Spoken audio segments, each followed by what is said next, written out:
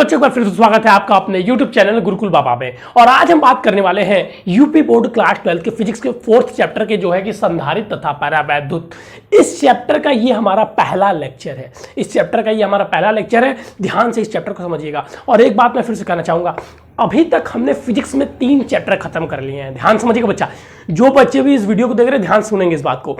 अभी तक हमने फिजिक्स में 3 चैप्टर खत्म कर लिए हैं, उनको रिवाइज करते जरूर चलिएगा। देखिए जैसे जैसे आप आगे बढ़ेंगे ना फिजिक्स में, 12th का फिजिक्स कुछ ऐसा है कि जैसे जैसे हम मैथ में आगे बढ़ेंगे चीजें हार्ड होती जाती है, लेकिन फिजिक्स में जैसे जैसे आप आगे बढ़ेंगे ना चीजें आसान होती जाएंगी। भाग 1 अगर आप खत्म कर लेते हैं ना तो भाग 2 में 1-2 चैप्टर छोड़कर सारे चैप्टर आपके 1-2 दिन वाले चैप्टर हैं। तो भाग 1 ही बच्चे जो नहीं समझ पाते हैं वो बहुत परेशान रह जाते हैं। तो समय है आपके पास, चीजें अच्छे से समझाई जा रही है, वीडियो को बार बार देकर समझिए। भाग 1 आपका कंठस्थ तैयार होना चाहिए। चलिए अब हम बात करते हैं इस चैप्टर टॉपिक के बारे में। संधारित्र तथा परावैद्युतांक, इस चैप्टर में हमको पढ़ना क्या है। इसमें जो चीजें हमको पढ़नी है पहले आप थोड़ा सा सोचिएगा, ठीक है। अभी हमने कहा कि हमें आवेश मिल जाता है। क्या होता है? आवेश मिलता है। आवेश वैद्युत क्षेत्र में एक स्थान से दूसरे स्थान तक ले जाते हैं, या विभवांतर के बारे में हमने पढ़ा, या आवेश ऐसे निकलते हैं, आवेश की गति होती है, ये वो हमने सारी चीजें पढ़ी। अब मैं कहता हूं हम आवेश को इकट्ठा कैसे करेंगे, या आवेश निकलते किस में से हैं? क्या सभी पदार्थ में से आवेश निकलते हैं? किन पदार्थों में से निकलते हैं? क्यों निकलते हैं? क्या कारण है? और उनको क्या हम कहीं एक जगह संरक्षित करके रख सकते हैं? क्या हम उनको संरक्षित करके रख सकते हैं? जैसा कि आपने क्लास में पढ़ा होगा, किसमें 9th या 10th में पढ़ा होगा कि आवेशों की गति को ही क्या कहते हैं, बताइए? वैद्युत धारा कहते हैं, या इलेक्ट्रॉन की गति कुछ लोग कहते हैं, क्योंकि आवेश की गति मतलब गति कौन करता है। या अगर आपने पहला चैप्टर पढ़ा होगा तो ऋण आवेश या धन आवेश, किसी भी ऑब्जेक्ट पर, वस्तु पर ऋण या धन आवेश किसके कारण आता है? इलेक्ट्रॉन के कारण के प्रोटॉन के कारण? सर इलेक्ट्रॉन के कारण, याद रखिएगा। या धन आवेश भी आए तो वो भी इलेक्ट्रॉन के कारण आता है, और ऋण आवेश आए तो वो भी इलेक्ट्रॉन के कारण ही आता है। एक इलेक्ट्रॉन की कमी के कारण आता है और एक इलेक्ट्रॉन की अधिकता के कारण आता है। अर्थात इससे हमें क्या समझ में आए, गति कौन कर रहा है? गति इलेक्ट्रॉन कर रहा है। गति कौन कर रहा है? गति इलेक्ट्रॉन कर रहा है। तो देखिए मुख्यतः जितने भी पदार्थ हमारे चारों ओर है ना, उनको मुख्यतः 3 भागों में बांटा गया है। संसार के सभी पदार्थों को, ध्यान समझिएगा, संसार के सभी पदार्थों को, कोई भी पदार्थ लीजिए, ठीक है, आवेश के दृष्टिकोण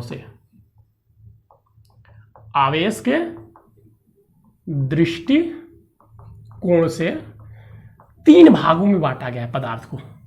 पहला भाग आता है चालक। पहला भाग क्या आता है? चालक। दूसरा क्या आता है? अर्धचालक। और तीसरा क्या आता है? अचालक या कुचालक। जिसमें से एक ये आपका अभी इसी भाग 1 का ही एक लास्ट में हमें चैप्टर पढ़ना है, तो ये तो हमें एक चैप्टर पूरा पढ़ना है। ये भाग 2 में हमें एक चैप्टर पढ़ना है पूरा। ये एक पूरा चैप्टर है, ठीक है, ये एक पूरा चैप्टर है। तो हमें इसके बारे में डिस्कशन इस चैप्टर में नहीं करना है। अब बचा 2 ही पदार्थ जिसमें आवेश गति कर सकते हैं। तो देखिए हमको पता है कि इसको हम इस चैप्टर में पढ़ेंगे। हमें क्या पता है कि संसार में जितने भी पदार्थ हैं उनको आवेश की गति के हिसाब से, जो आवेश उसमें मौजूद होते हैं उनके आधार पर, उनकी गति के हिसाब से इन्हें 3 भागों में बांटा गया, चालक, अचालक तथा कुचालक। जिसमें से जो चालक है और जो अचालक है हम इस पार्ट में पढ़ने वाले हैं, और जो अर्धचालक है ये भाग 2 का लास्ट चैप्टर है 12th में। इसको हम बहुत अच्छे से पढ़ेंगे, मतलब आप लोग जो भाग 2 पढ़ेंगे ना तब इसको हम बहुत अच्छे से डिटेल में इस चैप्टर को पढ़ना होता है। तो अभी हमें 2 चीजों के बारे में पढ़ना है। 2 चीजों के बारे में पढ़ना है, और वो 2 चीजें कौन कौन सी हैं? बहुत ज़्यादा मैं चालक कुचालक के डिटेल में नहीं जाऊंगा, लेकिन उतनी चीज़ें आपको पता होनी चाहिए जितना आपको पता होना चाहिए। चालक पहला और दूसरा है आपका कुचालक। बहुत लंबी लंबी परिभाषाएं आपने रटी होंगी, लेकिन अगर मैं आपसे पूछूं कि चालक क्या होता है और कुचालक क्या होता है, तो कुछ बच्चे यहां धातु और अधातु का दिमाग लगा देते हैं। धातु और अधातु का दिमाग लगा देते हैं, जो कि एक हद तक सही आ जाता है, लेकिन कहीं कहीं चीजें समझ जाइए, मतलब एक सटीक परिभाषा नहीं बोलेंगे। अच्छा ठीक है सर। अब कुछ बच्चे क्या करते हैं, चालक नाम सुनते हैं तो बता देते हैं सर चालक वो है जिनमें आवेश प्रवाहित कर सकते हैं या जिनमें विद्युत धारा बहता है, उसे चालक कहते हैं। कुछ बच्चे क्या कहते हैं कुचालक, कि सर जिसमें विद्युत धारा नहीं बहता है। बहुत बढ़िया, ये जो डेफिनेशन बताए हैं वो थोड़े से पढ़े हुए बच्चे हैं और थोड़ा सा कॉन्सेप्ट यूज कर रहे हैं। अब इसकी परिभाषा की अगर बात की जाए तो यहां पे हमें परिभाषा नहीं पता है, पढ़ना नहीं है परिभाषा, क्योंकि हम सभी जानते हैं, और ना ही आपसे 12th में चालक कुचालक की परिभाषा पूछेगा। हम सभी को पता है कि चालक वे हैं जिनमें आवेश का प्रवाह, यहां पर बच्चों ध्यान रखिएगा, हम लोग विद्युत धारा का प्रवाह नहीं बोलेंगे, क्योंकि विद्युत धारा क्या होता है, आवेश के प्रवाह को बोलते हैं, और हम पढ़े लिखे हैं, हमें पता है कि विद्युत धारा क्या होता है, तो हम बोलते हैं चालक वे पदार्थ है जिनमें एक आवेश का प्रवाह हो सकता है, और कुचालक वे पदार्थ हैं जिनमें आवेश का प्रवाह होता है, बहुत मंद होता है, ना के बराबर होता है। ये नहीं कहेंगे कि नहीं होता है, अभी आप पढ़ेंगे, अभी तक हम पढ़ते हैं कि नहीं होता है, लेकिन हम पढ़ेंगे यहाँ पर होता है लेकिन मंद होता है, ना के बराबर होता है। अब यहां पे क्या पढ़ना है सर हमें, यहां पे हम पढ़ना है कि चालक में आवेश का प्रवाह होता क्यों है। ये चालक है, चालक में मैं आपसे पूछ रहा हूं, चालक में आवेश का प्रवाह होता क्यों है, आवेश का प्रवाह क्यों होता है, क्यों होता है बताइए,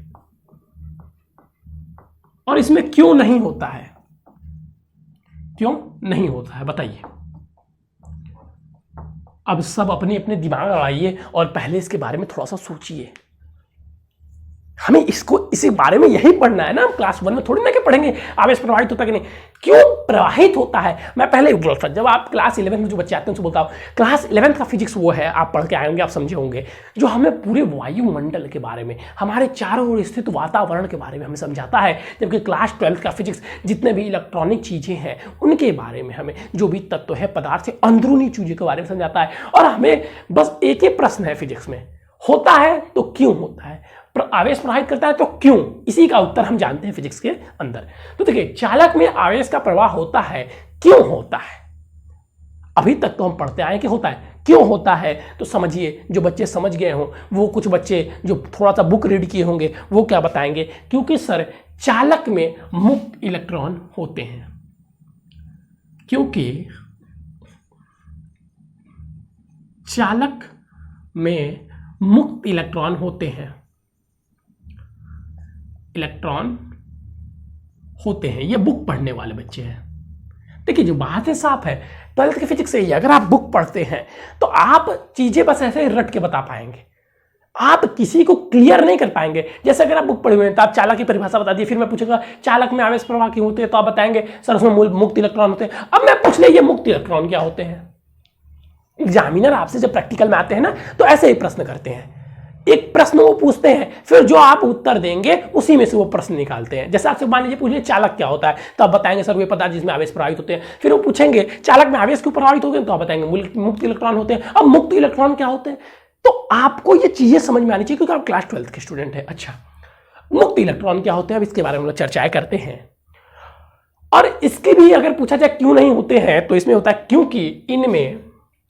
क्योंकि अचालक में मुक्त इलेक्ट्रॉन नहीं होते। उसके बाद मैं बताता हूं मुक्त इलेक्ट्रॉन क्या होता है। क्योंकि इसमें क्या होते हैं, क्योंकि इसमें मुक्त इलेक्ट्रॉन नहीं होता है, मुक्त इलेक्ट्रॉन नहीं होता है, क्योंकि इसमें क्या होता है, क्योंकि इसमें मुक्त इलेक्ट्रॉन बच्चों नहीं होता है। अच्छा सर, ओके ठीक है, समझ में आ गया। अब ये सर मुक्त इलेक्ट्रॉन क्या होता है, तो यहां पे ध्यान दीजिएगा, हम कोई भी एक तत्व ले लेते हैं, कोई भी एक तत्व ले लेते हैं और उसकी परिभाषा कैसे देंगे समझिएगा। चालक कौन से तत्व होते हैं और उसमें धातु ही क्यों अधिकतर आते हैं, इसको आप यहां पर देखेंगे तो चीजें समझ में आ जाएंगी कि आखिर धातु चालक क्यों होते हैं और अधातु अचालक क्यों होते हैं या कुचालक क्यों होते हैं। ये हमारा क्या होता है सर, N+P, जिसे हम न्यूक्लियस कहते हैं। अगर हम कोई भी यहाँ पे तत्व ले लें तो उनका न्यूक्लियस होता है जिसमें न्यूट्रॉन और प्रोटॉन होते हैं। उसके बाद से उनके बाहर कोष होते हैं, 1 कोष, 2 कोष, 3 कोष, और भी K, L, M, N, आपको जहां तक जाना आप जाइए, मैं 3 कोष बना दिया। ठीक है सर। अब समझिएगा, हम कोई भी तत्व लेते हैं तो उन तत्वों में आप 1 कोष भी ले सकते हैं तो 2 इलेक्ट्रॉन होते हैं, 3 इलेक्ट्रॉन होते हैं, इसमें 8 इलेक्ट्रॉन, 1 2, जैसे मान लीजिए मैं सोडियम ले रहा हूं Na, तो Na11, ठीक है, Na11, तो 2 इसमें भर दिया, फिर 1 2 3 4 5 6 7 8, इसमें 8 ही भरा जाता है, और फिर इसमें क्या बचेगा, 1 बचेगा। अब देखिएगा, अब क्योंकि इसमें 1 इलेक्ट्रॉन, बाहरी कक्षक में जो 1 इलेक्ट्रॉन होता है ना, इसके द्वारा जो नाभिक और इस इलेक्ट्रॉन के बीच जो वैद्युत बल कार्य करता है वो बहुत ही निम्न होता है, बहुत कम होता है, बहुत कम होता है। और सामान्य ताप यानी कि कमरे के ताप पर यह इलेक्ट्रॉन मुक्त हो जाता है और मुक्त होकर इस पदार्थ में भ्रमण करता रहता है। सॉरी, पदार्थ कर रहा हूं, मतलब मुक्त होकर ये जैसे समझिए ध्यान से, जैसे मान लीजिए मैं बोला कि ये एक क्या है, सोडियम का टुकड़ा है, सोडियम का टुकड़ा, ध्यान से समझिए जो चीज मैं समझा रहा हूं। ये क्या है सर, ये सोडियम का एक टुकड़ा है। अगर ये सोडियम का टुकड़ा है तो उसमें ना जाने कितने सोडियम के एटम होंगे, बहुत सारे एटम होंगे, ना जाने कितने होंगे, हमें नहीं पता। हम यहां पे किसकी बात कर रहे हैं, हम बस एक एटम की बात कर रहे हैं, और एक एटम से 1 इलेक्ट्रॉन निकलता हुआ हमें दिखाई दे रहा है। एक एटम से 1 इलेक्ट्रॉन हमें निकलता हुआ दिखाई दे रहा है, तो पता नहीं इसमें कितने एटम होंगे, उससे कितने इलेक्ट्रॉन निकलेंगे, तो वो सारे इलेक्ट्रॉन क्या कहलाते हैं, मुक्त इलेक्ट्रॉन। और ये इलेक्ट्रॉन निकलकर इसी में भ्रमण करते हुए रहते हैं, इधर उधर इधर उधर इधर उधर उधर उधर इधर, ऐसे गति करते हुए रहते हैं। तो इन इलेक्ट्रॉनों को किसी तत्व के बाहरी कक्षक में स्थित इलेक्ट्रॉन, किसी तत्व के बाहरी कक्षक में धातुओं के या चालक मुक्त इलेक्ट्रॉन क्या होते हैं, तो मुक्त इलेक्ट्रॉन चालक के वे इलेक्ट्रॉन होते हैं जो उसके बाहरी कक्षक में स्थित होते हैं, उनमें तथा नाभिक के बीच वैद्युत बल बहुत ही क्षीण होता है, जो कि कमरे के ताप पर लगभग नगण्य के बराबर होता है, लगभग नगण्य के बराबर होता है, लगभग नगण्य के बराबर होता है, जिसके कारण वो कमरे के ताप पर मुक्त हो जाते हैं और पदार्थ में इधर उधर भ्रमण करते हुए फिरते हैं, पदार्थ में इधर उधर भ्रमण करते हुए घूमते हैं। अब अगर आप कॉन्सेप्चुअल बच्चे होंगे तो यहां पर आप एक प्रश्न तुरंत दिमाग में आया होगा, सर जब ये तत्व है इसमें इलेक्ट्रॉन बहुत सारे मुक्त हैं, ध्यान सुनिएगा, इसमें इलेक्ट्रॉन बहुत सारे मुक्त हैं, तो ये इलेक्ट्रॉन को हमें टच करते ही, क्योंकि इलेक्ट्रॉन का ही जो प्रवाह होता है वही क्या होता है, विद्युत धारा, तो इसको टच करते ही सर इससे विद्युत बाहर निकलनी चाहिए, हम इसको अगर किसी और चालक से जोड़ दें तो उसमें विद्युत धारा प्रवाह होना चाहिए और टच करने पर करंट मारना चाहिए। लेकिन बच्चों मैंने यहाँ पे क्या बताया, ये इधर उधर इधर उधर इधर उधर इधर उधर घूमते रहते हैं, एक निश्चित दिशा में गति नहीं करते, तो इनकी गति तो होती है, अंदर गति होती है इलेक्ट्रॉनों की, लेकिन ये इसी के अंदर रह जाते हैं। अभी इसके बाद जो चैप्टर आएगा ना उसमें हम पढ़ेंगे कि इस पर जब हम वैद्युत क्षेत्र लगाते हैं, जब इस पर हम वैद्युत क्षेत्र लगाते हैं या वैद्युत विभव लगाते हैं तो एक निश्चित दिशा में गति करने लगती है, जिनके बारे में हम आगे पढ़ेंगे। तो अभी हमें जो पढ़ना था वही चीज़ें पढ़ लिए। अगर आपके अंदर ये क्वेश्चन होगा कि सर इलेक्ट्रॉन होते हैं तो क्यों नहीं जाते हैं, बाहर क्यों नहीं निकलते हैं, तो पहले इतना समझ लीजिए क्योंकि ये गति उसी में जिग जैग गति करते हुए रहते हैं, इसलिए ये आपस में लड़ते हुए रहते हैं, इधर जिग जैग गति करते हैं, जिसके कारण ये धारा में प्रवाहित नहीं कर पाते। और कब प्रवाहित करते हैं ये अगला चैप्टर का टॉपिक है। तो ये समझ में आ गया कि मुक्त इलेक्ट्रॉन क्या होते हैं। और वही आप देखेंगे तो किसी भी अचालक की बात की जाए या कुचालक, मतलब कुचालक की बात की जाए, जो अधातु होते हैं उनमें मुक्त इलेक्ट्रॉन नहीं होते हैं। उनमें देखेंगे तो बाहरी कक्ष में 7-8 इलेक्ट्रॉन होंगे, 5-6 इलेक्ट्रॉन रहेंगे जो कि इनके द्वारा भाई बंधे हुए होते हैं, इनके द्वारा बंधे हुए होते हैं आकर्षण बल से, जो कमरे के ताप पे ये मुक्त नहीं होते हैं, जो ये मुक्त नहीं होते हैं। अगर ये भी अगर एक दो होते मुक्त हो जाते तो ये भी चालक में आ जाते हैं। तो इसीलिए ये क्या होते हैं, कुचालक होते हैं, क्योंकि इनमें मुक्त इलेक्ट्रॉन नहीं होते हैं, और चालक वे होते हैं जिनमें मुक्त इलेक्ट्रॉन होते हैं। तो ये कॉन्सेप्ट आपको समझ में आ गया होगा। इस चैप्टर में यही कॉन्सेप्ट समझना बहुत मुश्किल होता है बच्चों के लिए। अगर आपको ये कॉन्सेप्ट समझ में आ गया है तो समझ जाइए कि आप इस चैप्टर के स्टार्टिंग में अच्छे से चीजें समझ रहे हैं। अच्छा, अभी आप पढ़ेंगे, अभी देखिए आप पढ़ेंगे जो पंखे में कंडेंसर लगा होता है वो भी एक संधारित्र होता है। ये सारी चीज़ें भी आप पढ़ेंगे चैप्टर में जैसे जैसे आप आगे जाते जाएंगे कि संधारित्र होता क्या, कंडेंसर के क्या होता है। सर जी कंडेंसर तो लगाने से पंखा तेज हो जाता है। अरे गजब, क्यों तेज होता है? इसका भी प्रश्न का उत्तर आपको इस चैप्टर में मिलेगा जब हम संधारित्र के बारे में बात करेंगे। अब एक वर्ड आता है इस चैप्टर से निकल के, वैद्युत धारिता। क्या आता है? वैद्युत धारिता। वैद्युत धारिता, इस शब्द को ध्यान समझिएगा। अब यहां से आपका चैप्टर में पूछे जाने वाले प्रश्न प्रारंभ हो गए। तो पहला है वैद्युत धारिता। वैद्युत धारिता, चलिए सर स्टार्ट हो जाइए। पहले तो ध्यान रखिएगा कि जो वैद्युत धारिता है इसे C से रिप्रेजेंट करते हैं, कैपिटल C से वैद्युत धारिता को रिप्रेजेंट करते हैं। और इस चैप्टर में हमने बताया आपको कि हम पढ़ने वाले हैं कि हम आवेश को संग्रहित किस प्रकार रखें। अभी मैंने बताया कि सर पहले मैंने बताया था इलेक्ट्रॉन निकलते क्यों, और फिर पढ़ेंगे आवेश संग्रहित क्यों होते हैं। तो इलेक्ट्रॉन निकलते क्यों है, आवेश बहता क्यों है, ये चीज़ आपको समझ में आ गई, क्योंकि उसमें क्या होते हैं, मुक्त इलेक्ट्रॉन होते हैं। अब हम उस आवेश को जो वैद्युत धारा है उसको संरक्षित कैसे करते हैं, कैसे हम उसको संरक्षित कर सकते हैं, इसको हम पढ़ेंगे वैद्युत धारिता में। तो मतलब अब वो टॉपिक स्टार्ट हो गया है। तो वैद्युत धारिता क्या होता है? आवेश संग्रहण करने की क्षमता को ही वैद्युत धारिता कहते हैं। बहुत छोटा सा इसका डिफिनीशन है, लेकिन ये डिफिनीशन देते नहीं है, डिफिनीशन फॉर्मूला वाला देंगे, ठीक है। क्या होता है? उस चालक की वैद्युत आवेश, किसी चालक की वैद्युत धारिता उस चालक की आवेश संग्रहण करने की क्षमता को कहते हैं।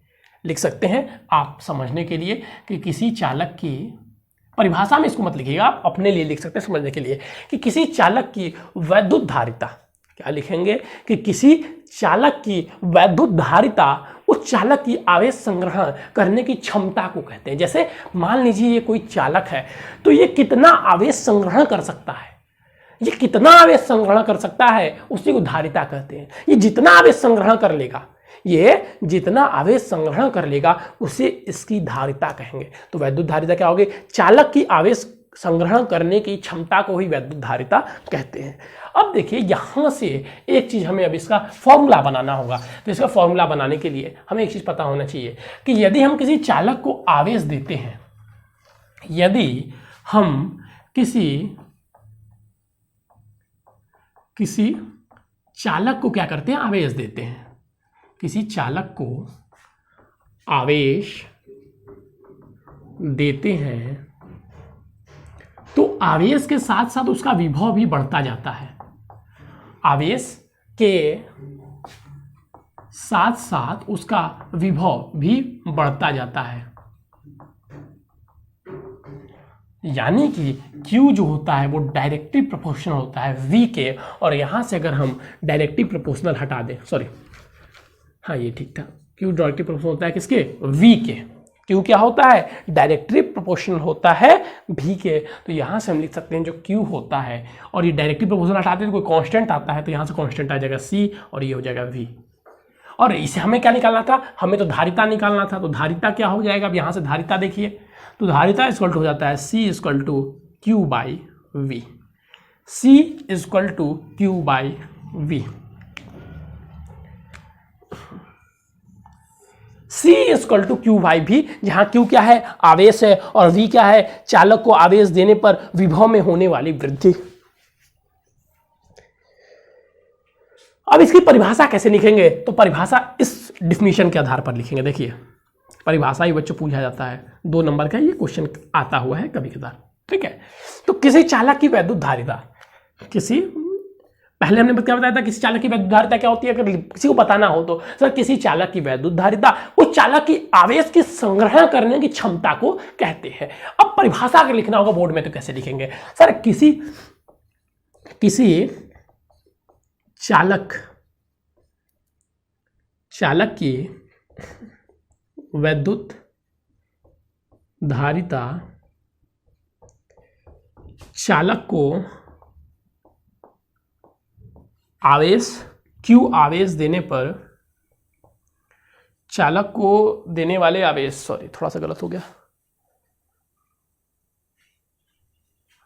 चालक को यही सीरीज कर दीजिए, चालक को दिए गए आवेश तथा उसके कारण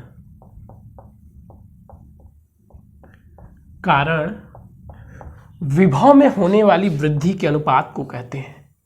विभव में होने वाली वृद्धि के अनुपात को कहते हैं। किसको कहते हैं? के अनुपात को कहते हैं। क्या है? जैसे मान लीजिए ये हमारा एक चालक है जिसको हमने Q आवेश दिया और उसके विभव में वृद्धि हो गई, इसके विभव में भी वृद्धि हो गई, तो Q बाय V इस चालक की धारिता हो जाएगी। किसी चालक की वैद्युत धारिता चालक को दिए गए आवेश तथा उसके कारण विभव में होने वाली वृद्धि के अनुपात को कहते हैं। ठीक है, इस चालक को अगर हम Q आवेश देते हैं तो इसका वृद्धि विभव बढ़ेगा, क्योंकि चालक का जो कि कोई भी चालक को अगर आवेश देते हैं तो वो विभव के अनुक्रमानुपाती होता है, यानी कि आवेश देंगे तो विभव बढ़ेगा, आवेश देंगे तो विभव बढ़ेगा और आवेश घटाएंगे तो विभव घटेगा। जिसके कारण तो किसी चालक को वैद्युत धारिता चालक को दिए गए आवेश तथा उसके विभव में होने वाली वृद्धि के अनुपात को कहते हैं। और इसके बाद से जस्ट क्या लिख देंगे? इसका फॉर्मूला। इसका फॉर्मूला। अब देखिए बच्चों, अब हमें क्या पढ़ना है, तो अब हमें अलग अलग निकाय जैसे विलगित गोलीय निकाय, दो ऑब्जेक्टों को जोड़ने पर उनकी वैद्युत धारिता हमें निकालने के फॉर्मूले ज्ञात करने हैं। ठीक है, तो चलिए हम स्टार्ट करते हैं। अब ये आपका डिराइवेशन वाला स्थिति चालू हो गई, तो यहाँ से अगर आप नहीं समझेंगे चीज़ों को तो आपको समस्याएं उत्पन्न हो जाएंगी आपके लिए। चलिए, तो ये अभी जो हम फॉर्मूला डिराइव करने वाले हैं, इसको करने के बाद से अगर आप बुक का क्वेश्चन सॉल्व करेंगे न्यूमेरिकल, तो समझिए आप 5-6 न्यूमेरिकल सॉल्व कर लेंगे। अभी तक अगर आपने चीज़ों को अच्छे से समझा होगा तब किसी विलगित गोलीय निकाय, विलगित गोलीय चालक की धारिता, विलगित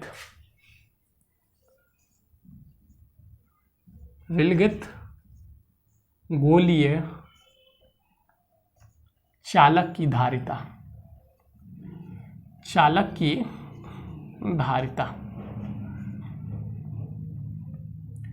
अब किसी ने मुझसे प्रश्न पूछा, ये पहले तो ये बताइए, गोलीय समझ में आ रहा है, चालक समझ में आ गया, धारिता भी समझ में आ गया, ये विलगित शब्द क्या है? ये जो विलगित शब्द आपने लिखा है ये आखिर में है क्या?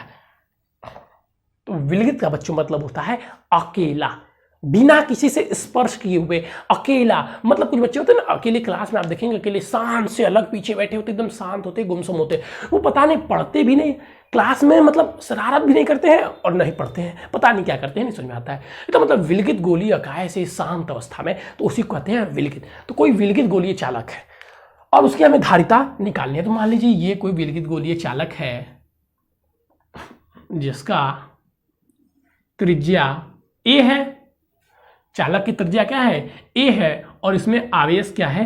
प्लस क्यू है।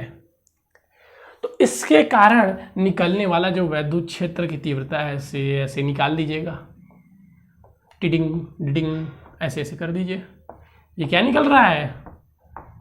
ई निकल रहा है। हमें क्या निकालना है? हमें धारिता निकालनी है।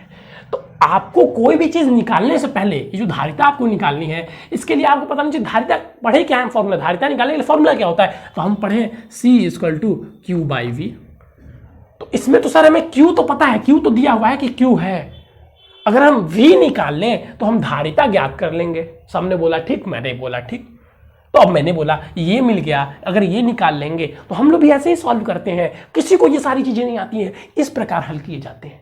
हमें Q मिल गया, अगर हम V निकाल लें तो हम धारिता निकाल लेंगे। तो चलिए हम V क्या होता है, अब हम फिर जाएंगे पिछले चैप्टर में कि सर V इक्वल टू हमने पढ़ के आया है 1/4 पाई epsilon not, 1/4 pi epsilon not और 1/4 पाई epsilon not Q by R। तो यहाँ पे R क्या है, A है, ध्यान रखिएगा। यहाँ पे जो R है वो क्या है, त्रिज्या A है, यानी कि दूरी A है। ये हम पढ़ के आए हैं। और सर जो आवेश है वो अपने चिन्ह सहित, तो जहाँ जो आवेश ये है वही आवेश ये है, दोनों आवेश क्या है, सेम है। तो इसमें चिन्ह का कोई मतलब नहीं है, कोई भी चिन्ह रखेंगे तो देखिएगा चीजें कट जाएंगी। तो हमने यहाँ से लिखा Q और फिर यहाँ से लिख देंगे 1/4 पाई एप्सिलॉन नॉट और Q का Q और R की जगह यहाँ पे क्या दिया हुआ है, A।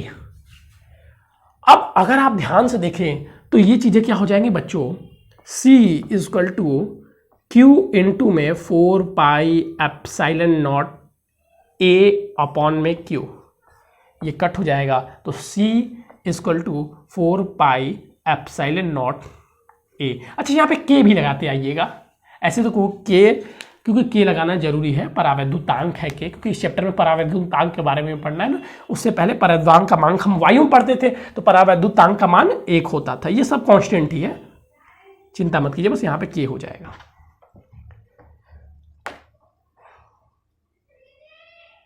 A इसका मान क्या होता है, 4 पाई एप्सिलॉन नॉट, K का मान क्या होता है, तो सर हमने अभी पढ़ा था 1/4 पाई एप्सिलॉन नॉट, K का मान होता है 9 इंटू 10 के पावर 9, 9 इंटू 10 के पावर 9।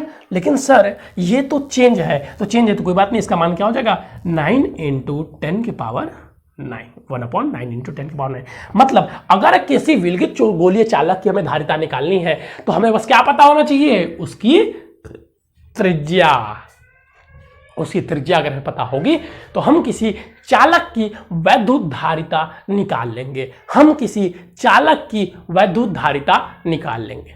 चलिए बच्चों, इस चीज को जो आप समझ रहे हैं समझ में आपको आना चाहिए पहले। अभी देखिए हम और भी बड़े बड़े अब इसमें आएंगे, ठीक है, और बड़े बड़े 2 चालक को हम जोड़ देंगे, 2 गोले को जोड़ देंगे। तो अभी से आपको चीजें कॉन्सेप्ट वाइज समझनी चलती है, एकदम शांति से दिमाग में घुसाते जाइए, भरते जाइए, घुसाते जाइए, भरते जाइए। और प्लीज कहूंगा कि पीछे का चैप्टर रिवाइज करते जाइएगा। भाग 1 अगर आपने फिजिक्स का पढ़ने में गड़बड़ कर दिया तो माथा पीटते रह जाएंगे, चीजें बहुत क्रिटिकल हो जाएंगी। तो चलिए बच्चों, आज के लिए बस इतना ही। चैनल जो बच्चे नए हैं वो चैनल को सब्सक्राइब कर लेंगे, वीडियो को लाइक कर लेंगे और हमसे व्हाट्सएप से भी जरूर जुटाए। व्हाट्सएप से जुड़ने के लिए क्या करना है सर, जैसे ही आप चैनल के डिस्क्रिप्शन में जाएंगे वहां पे आपको एक व्हाट्सएप नंबर मिलेगा, उससे आप हमसे जुड़ जाइए। और बच्चे एक बात आपसे और कहूंगा कि थोड़ा सा आप लोग सपोर्ट कीजिए, अपने दोस्तों में वीडियो को शेयर कीजिए। थैंक यू बच्चों, हैव अ नाइस डे।